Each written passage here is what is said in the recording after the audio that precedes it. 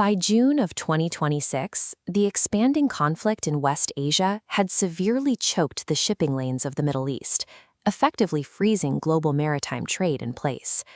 With the Iran war disrupting supply lines, global energy prices spiked nearly 8% in a matter of days. This triggered a capital vacuum in emerging markets, as investors rapidly pulled their money out to seek safer havens. This chart illustrates a sharp divergence from that global panic. While the world economic trendline points down, India's Reserve Bank is projecting a robust 6.6% GDP growth. The nerve center holding this aggressive projection together is Mumbai's financial district, which raises a mechanical question. How exactly does a nation project massive expansion while a fuel crisis strangles the global supply chain? The answer is found by cross-referencing the national headlines from June 6, 2026. They reveal a highly coordinated two-engine strategy designed to exploit the global downturn. The first engine is entirely macroeconomic. It operates as a financial shield, built specifically to catch the wealth fleeing that international instability.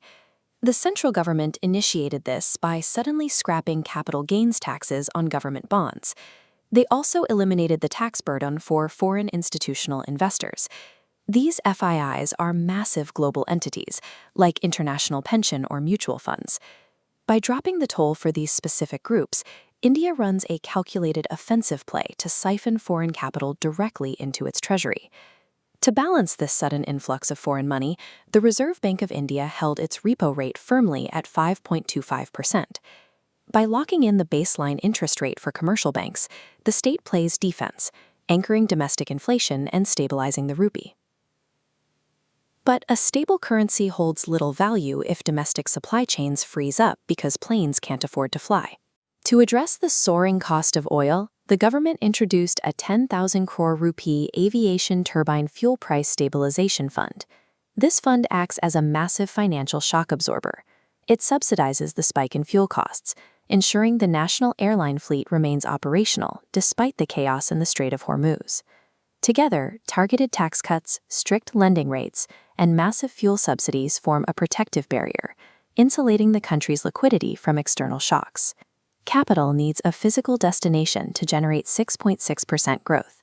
That requires a second engine, aggressive, ground-level deployment. We see this capital hit the ground with Prime Minister Modi launching heavy development projects worth over 21,700 crore rupees across Gujarat and Daman. Parallel to this heavy construction, the state is rapidly expanding its digital infrastructure, pushing mobile payment ecosystems to manage the increased volume and velocity of this new money.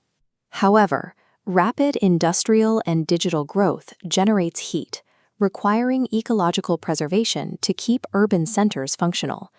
To mitigate this stress, New Delhi inaugurated 18 new Namo oxygen parks to absorb the city's specific environmental toll.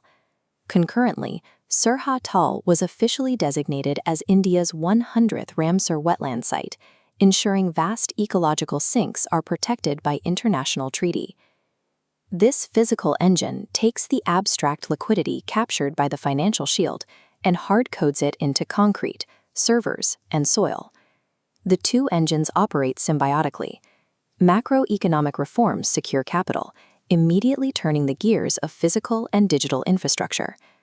Reading the June 6 headlines, a deliberate blueprint emerges. The state has engineered a self-sustaining ecosystem, outputting a steady 6.6% growth. This enclosed loop forces economic momentum forward, even as the global energy crisis paralyzes competing international markets. While global updates are defined by blockades and war, India's internal metrics are defined by construction and liquidity.